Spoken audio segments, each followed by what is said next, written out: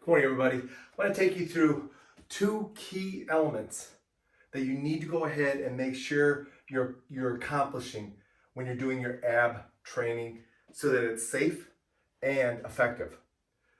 First, you want to keep tension on the system. What do I mean by that?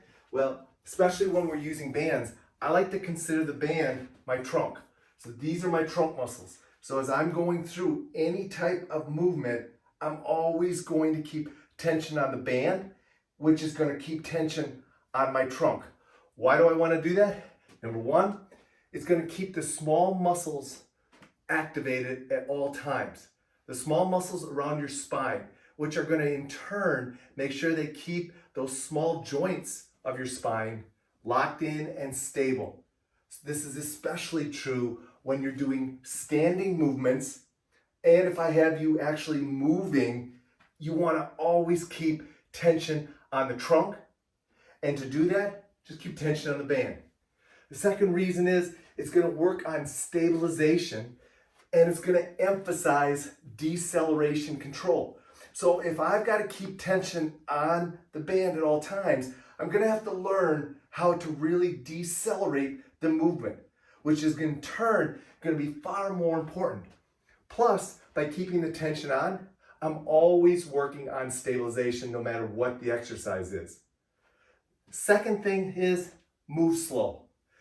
Make your movements slow. Don't be in a hurry. Why is that important? Well, number one, you want to work on stabilization. Remember, guys, our number one goal of our trunk is stabilization.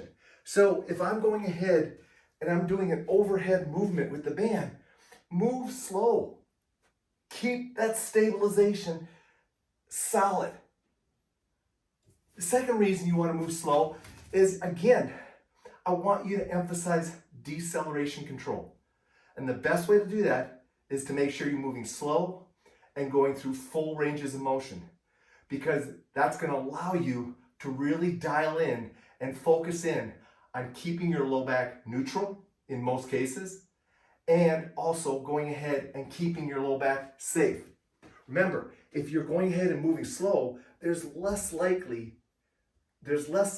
the chance that you're going to go ahead and move too far, which potentially could put your low back or those small joints of your low back at an injury risk.